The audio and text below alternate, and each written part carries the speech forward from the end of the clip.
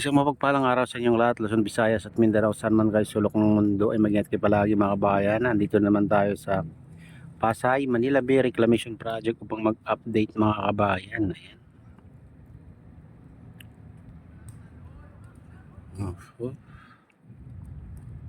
Patuloy ang pagpapalawak dito sa reclamation mga kabayan. Lawak na rin tong island dito sa tapat mismo ng SM Olobesia mga kabayan. Tuloy-tuloy lang sa pagpapalawak. Ang taas na yung mga doon, no? Ang taas na yung mga island doon sa mga kabayan, tambak doon sa gitna. Ayun, makita niyo. Layo, pero natatanaw naman mga kabayan. Ayan, oh.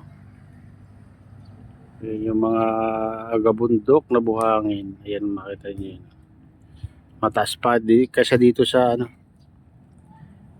dito sa tambak dito sa malapit sa siwal ng SM Olobesia. Ayan, oh. Tatlong agabundok na buhangin mga kabayan. Pang-apat yung nandun sa kabilang banda naman dyan. Yan banda.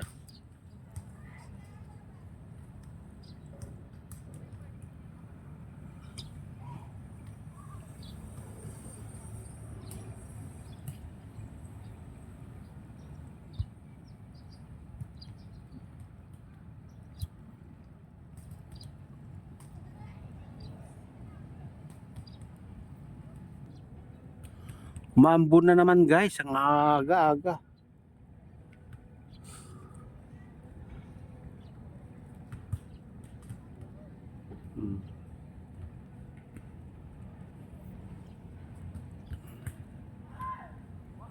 Kung na naman to, magtatagal na naman to mga kabayan, ganitong ambon-ambon na mahina. Smart na ba yung biglang bagsak? Dahil madaling tumigil, pero pag ganito, pang magtatagal mga ganito. Ambon na ganito.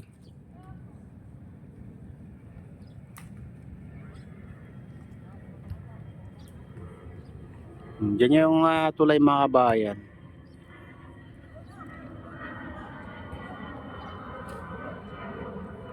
Ibig sabihin, mga kabayan, dyan, may siwang dyan. Kasi may tulay. Siguro may siwang dyan, papunta rin sa kaso hindi na makakadaan yung mga ferryboat dyan mga kabayan. Kasi mababa lang naman yung mababa lang yung tulay nilagay nila dyan. Ewan ko lang, temporary ba o na yan. Diyan dinadaanan yung mga doon galing dyan, yung galing dyan na mga sakyan kasi dyan yung entrance yun sa Jokney Street mga kabayan, malapit sa tulay. Ayun. Ito yung malaking island.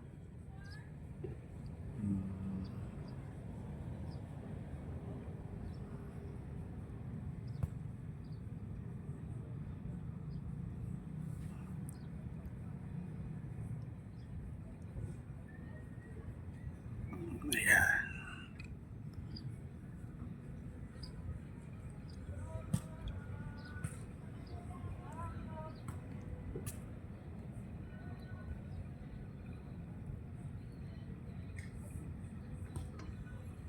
Kahapon ganito na naman mga kabayan yung panahon, kaya di tayo pumunta dito. Kasi mas malakas pa yung ambon niya kahapon.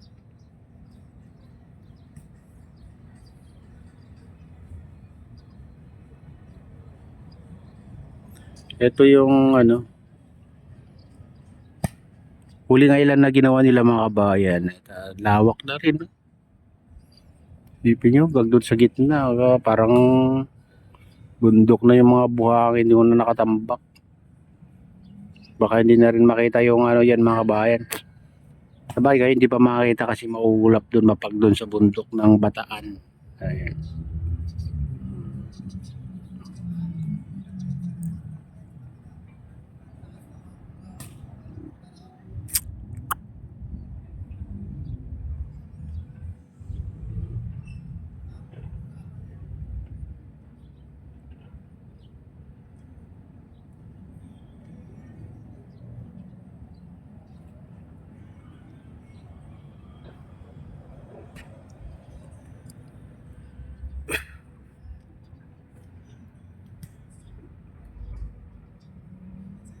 Doon naman sa gitna mga ay ano, dulo mga kabayan, kabilang dulo. Meron na din nung barko dyan na may crane. Ewan ko lang kung anong ginagawa dyan sa bandan dyan.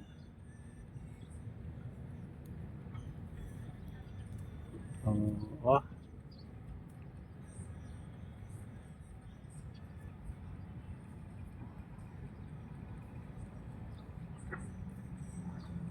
Ganito na itsura ng ano video mga kabayan, parang nagiging black and white talaga pag ganitong mapag ang kalangitan o paligid. Maulap ang kalangitan mga kabayan.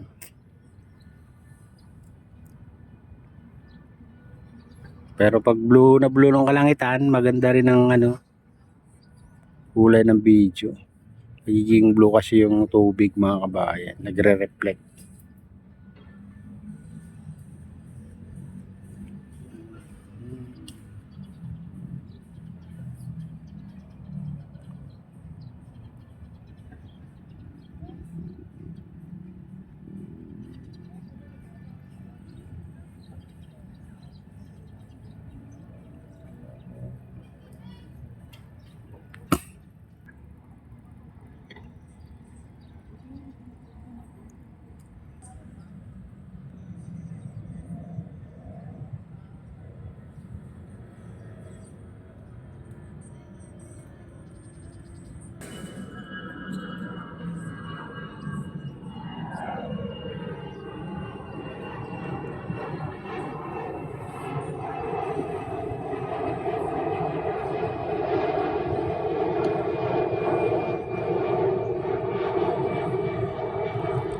Ayan mga kabayan, ito yung latest update dito sa Pasay Manila Bay Reclamation Project at shoutout nga pala sa lahat ng OFW, mga immigrant sa ibang bansa. Shoutout sa inyo lahat, shoutout din sa lahat ng vloggers, shoutout din sa lahat ng sumusuporta sa aking YouTube channel. Sana hindi kayo magsawang sumuporta. Shoutout din sa lahat ng viewers, mga nag-like, sa subscribers, sa viewers, mega loud, shoutout sa inyong lahat. Shoutout din kay Kuya Iyo, kay Ate Lynn, kay Kuya Rick, sa aking misis, sa outro ko dyan sa naluluwain, sa Nestor, ayan. At shoutout din sa RGP Bikers, sa Golden Bikers at sa Gubang Baykada. Shoutout din kay Kadiop Official, kay Kuya Fred, kay Kuya ID. Ayan, shoutout sa inyong lahat. Ayan. At pagpalain ng Diyos, ingat kayo palagi. God bless us all. Bye-bye.